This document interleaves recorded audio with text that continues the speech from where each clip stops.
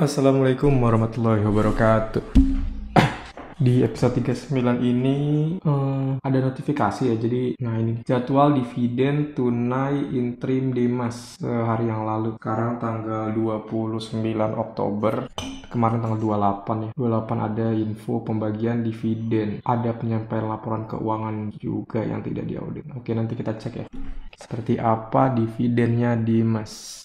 Demas sekarang ada di harga 182. Demas report. Ini kemarin udah pernah kita baca ya, 17 Oktober. Ini belum nih. Laporan apa ini? Penambahan penyertaan modal. PT Pura Delta Lestari melakukan penambahan penyertaan modal kepada PT Panahome Delta Mas Indonesia sebesar intinya apa ini? Jadi tanggal 24 Oktober PT Pura Delta Lestari nambah modal ke PT Panahome Delta Mas. Demas tuh ininya apa? Pura Delta Lestari. Berarti ini tuh Demas melakukan penambahan penyertaan modal ke PT Panahome Delta Mas. Jadi tambahan modal 123 miliar, 123 miliar ya. Triliun gede banget. Oh, dia joint venture. Joint venture antara Panasonic dan Sinar Maslet. Gimana?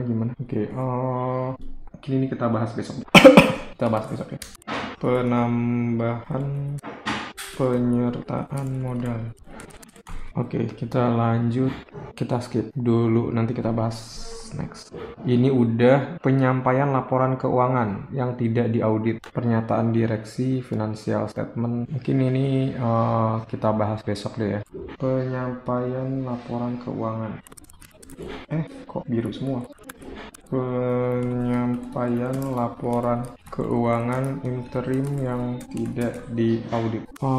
Kita bahas besok. Kita mau lihat yang dividen dulu. Jadwal dividen kita cek lampiran 1, lampiran 2.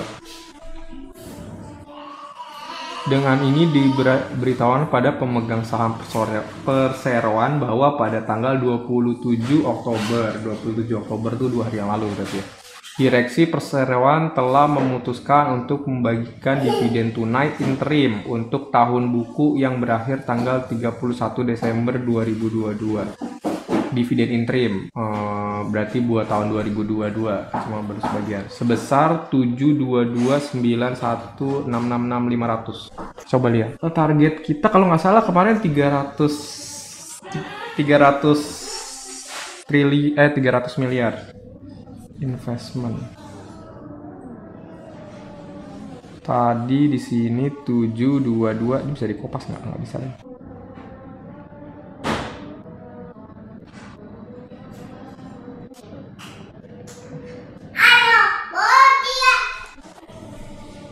$722.916.723 nggak lagi buletin ya. Catat di mana nih? Kita catat di sini deh.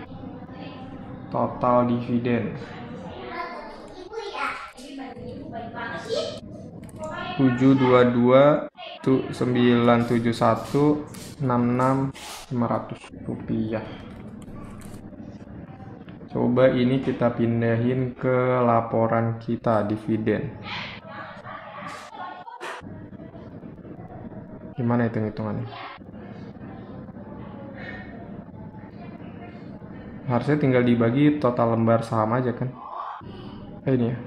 Nah ini nih. Kemarin target kita itu nggak ada ya. Mana sih kemarin? Oh nih target dividen per lembar 12 itu targetnya kemarin setahun ya. Karena kan interim harusnya setengahnya gitu, 300 kemarin targetnya. Coba kita ganti 722 ya, ngikut yang itu. Harusnya berapa? 722. Per lembarnya kalau 722 harusnya dapat 15 rupiah per lembar ya. Coba kita lihat di sini ada nggak info 15 rupiah per lembar. Tadi mana ya? Kok hilang? Ini ya tadi lampiran 1 ya.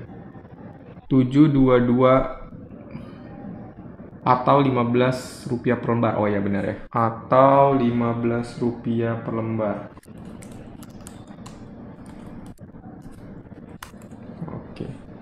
15 rupiah per lembar itu kalau di compare sama target kita 12 rupiah per tahun ya. Harusnya masih on track. Coba kalau 722, misalkan nanti di akhir tahun nggak ada bagi dividen, itu tahun balik modalnya 8%.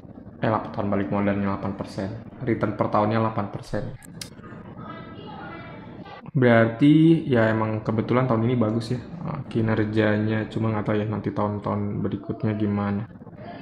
Kita lanjut lagi baca. Kepada pemegang saham perseroan, di mana direksi perseroan dalam hal ini juga telah mendapat persetujuan Dewan Komisaris.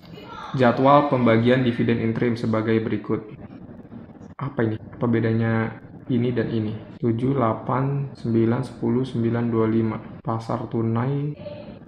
Record date pemegang saham yang berhak atas dividen interim. Tanggal 9 November. Pembayaran dividen interim. Jadi dividennya targetnya dibayar tanggal 25 November. Tata cara pembagian dividen interim. Pemberitahuan ini merupakan pemberitahuan resmi.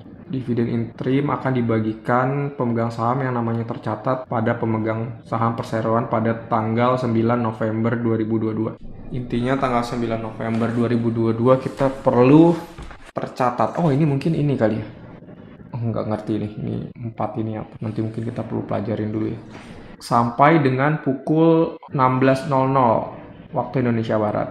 Jadi, oke. Bagi pemegang saham yang sahamnya tercatat dalam penitipan kolektif pada PT Kustodian Central Efek Indonesia, pembayaran dividen interim akan dilaksanakan melalui KSI dan akan didistribusikan ke dalam rekening efek perusahaan efek atau bank kustodian pada tanggal 25 November. Jadi pembayarannya 25 November. Sedangkan bagi pemegang saham yang sahamnya tidak tercatat, maka pembayaran dividen interim akan dibayarkan melalui transfer ke rekening pemegang saham. Selambat-lambatnya 3 hari kerja sebelum pembayaran dividen interim. Dividen interim akan dikenakan pajak sesuai dengan peraturan perundang-undangan. Waduh, ada pajaknya ternyata. Kemarin kita tidak memperhitungkan pajak dari dividen ya.